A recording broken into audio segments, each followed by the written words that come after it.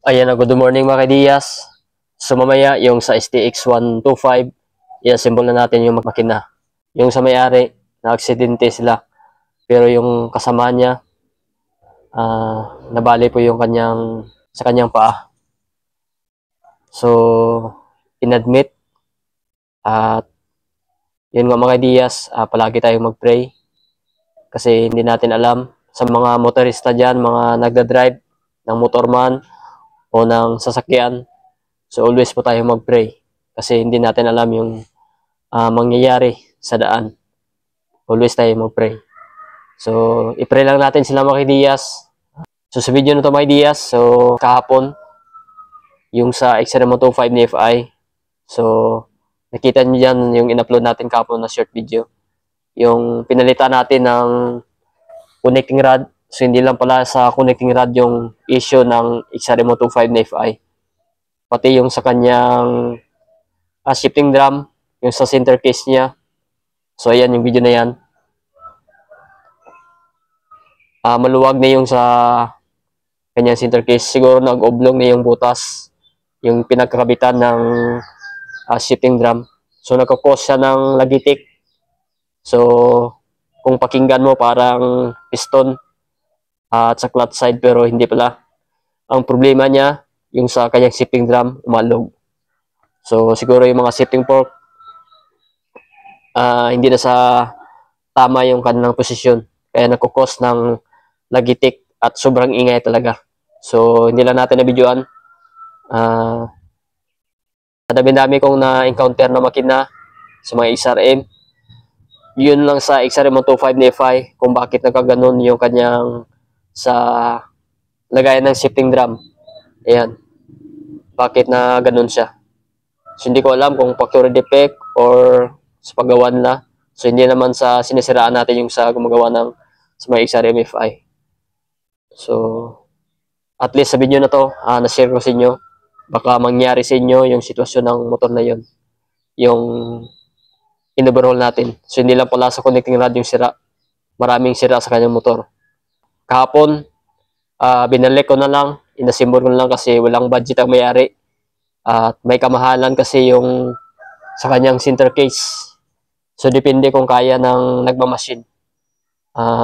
Kung may mga magaling na magmasin, kaya nila yun. Yung sa engine talaga, yung expert sa engine, wala dito sa aming lugar.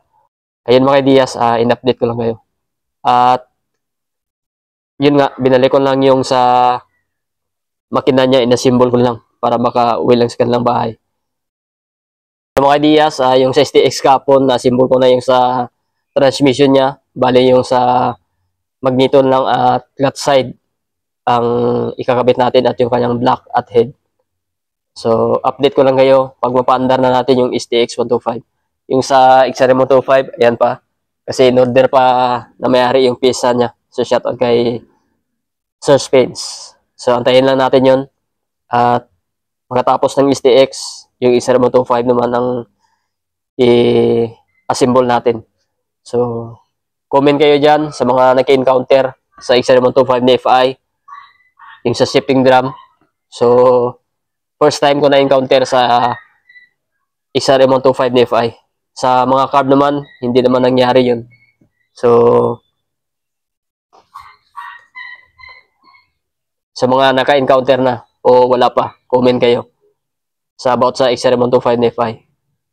So, dito sa mga XRM125, marami na akong nabuksan na makina. Yung sa lagayan ng shipping drum, okay naman. Bakit sa XRM125 na FI, ganun. So, ayan mga Diyas, i-assemble natin yung sa makina ng STX125. Update ko lang ngayon. So ito na mga Diyas, yung update ng ginawa natin dito sa Yamaha STX. So nabuno natin yung makina. So ginabi na tayo. So may mga kadahilanan tayo kung bakit tayo ginabi. So bali pinilitan namin ng carb. Ayan. Kasi yung carb niya, pumapalya na. So may kalumaan na yung kanyang carb. Ang pinalit namin dito yung pang TMX 125. So pwede sa dito.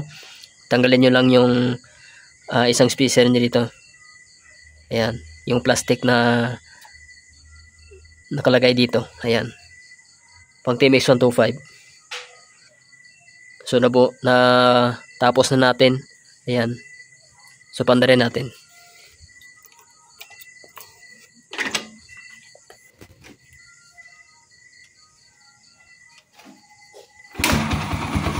Yan, one click. So hindi na natin na pigay yung accelerator. I-kick lang natin. Yan, normal yan na tunog sa mga STX 125, yung bandang panggilid. So may kamahalan kasi yung sa clutch body niya. Sa clutch body niya, meron niyang kunting ano, pero yung pinakamain dati, yung pinakamaingay, yung sa kanyang side bearing at sa connecting rod. Ayan. So goods nito motor. Try natin ulit.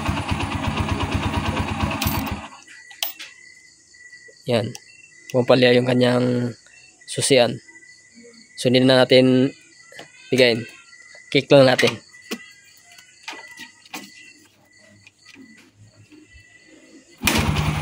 Yan. One click.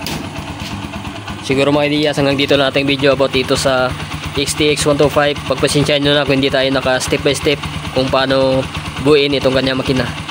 So abangan nyo lang sa mga next video natin kung tayo man ay maka overhaul ulit ng STX 125. So step by step natin. Ayan. Pwede na ito kunin ang mayari.